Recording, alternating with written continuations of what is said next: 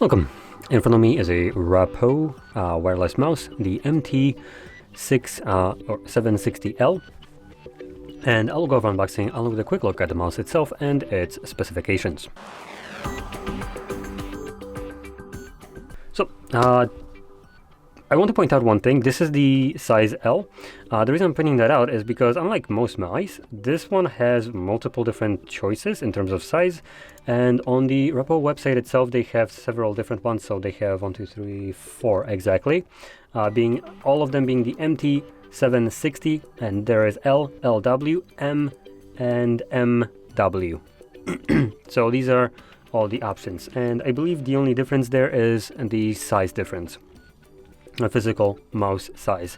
Other than that, it seems like specification wise it's the same. Now let's just pop it open. This is going to be a mouse that is more designed for productivity.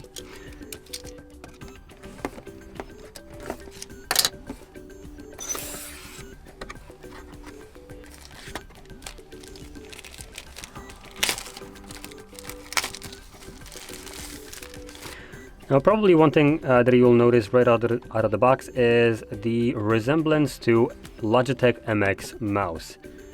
There is, though, already a stark difference in terms of how it feels. There is missing button right here that MX has. We do have the back buttons right here, back and forward, along with the scroll wheel here and scroll wheel here. And I presume a DPI change. Below that, in the box, we have some paperwork. Come on, there we go. Oh, we got a dongle. So it looks like it's not stored anywhere in the mouse, unfortunately.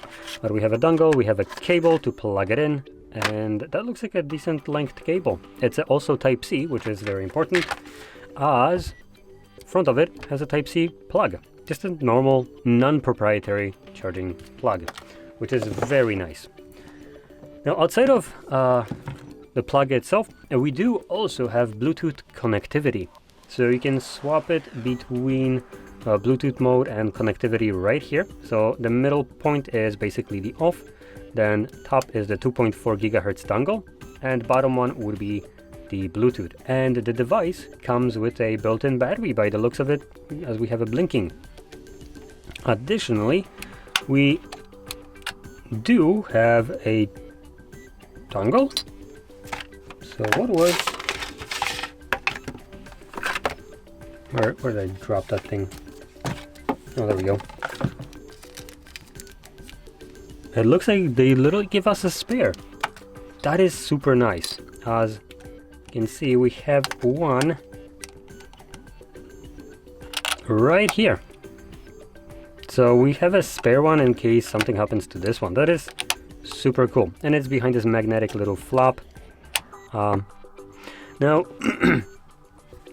the mouse comes with a built-in battery, and it is relatively light, so it doesn't really feel super heavy.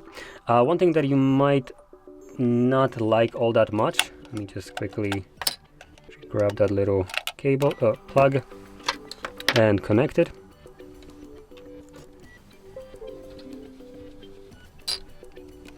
There we go. So it's working.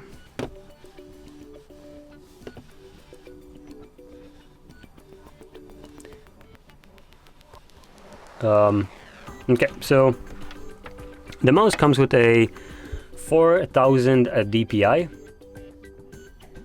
but the surface that it's running on right now, it's not favorable for it.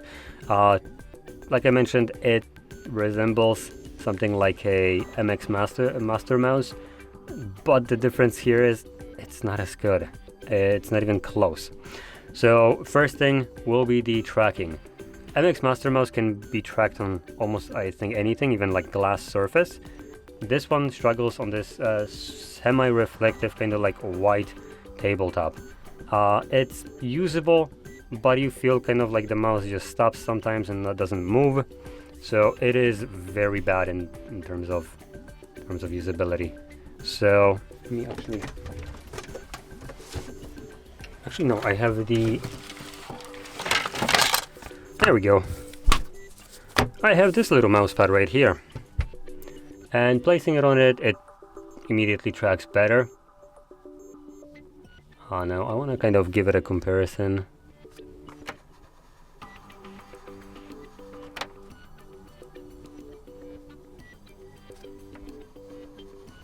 Okay, honestly, this feels much better still in terms of tracking itself. What I have right here is a G305 mouse. It's a super old mouse that I've been using for years now. It comes with a AA battery inside that you can just replace.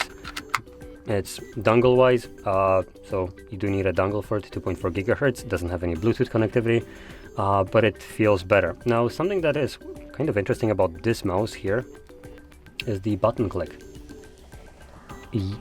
I literally can't, like, it doesn't have the typical kind of click like this one would. So let's see if the microphone will pick it up. So you can maybe hear that. Now if I grab this one,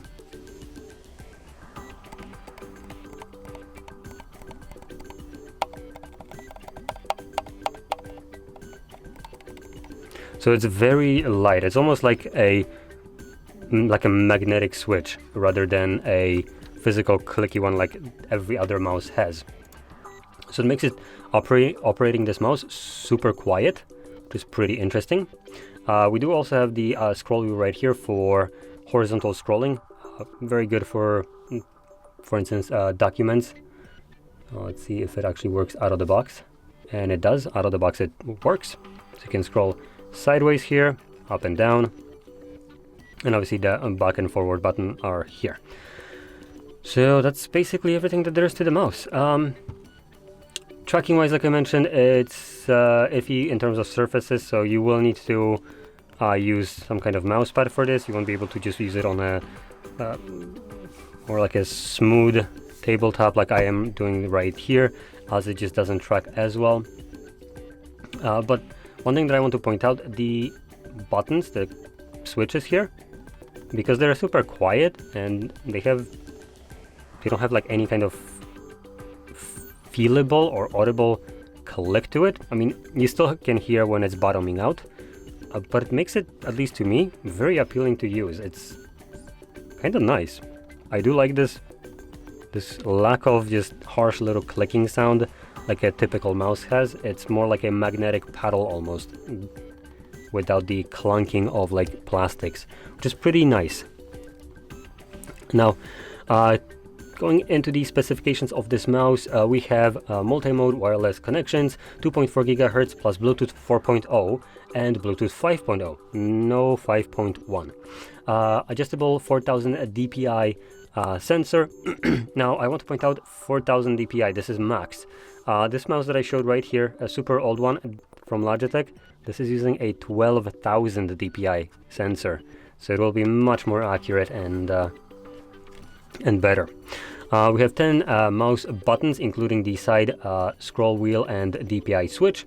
Programmable buttons, which means that they also have their own program that you would use to program these buttons to do whatever you want.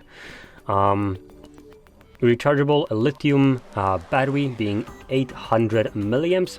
Wireless charging extension module.